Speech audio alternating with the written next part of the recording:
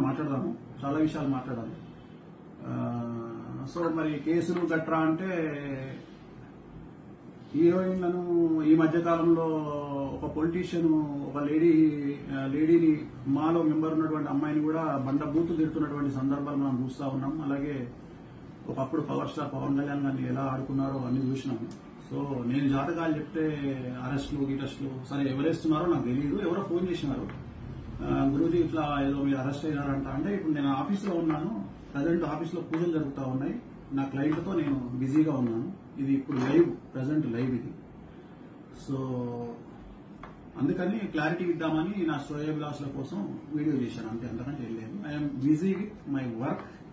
భగవంతుని దయ వల్ల, మీడియా దయ వల్ల, సోషల్ మీడియా దయ వల్ల, వాళ్ళ యొక్క ప్రేమ వల్ల ఇంకా రెట్టింపు పనితో నా పనిలో నేను బిజీగా ఉన్నాను, రెట్టింపు పనిలో ఉన్నాను.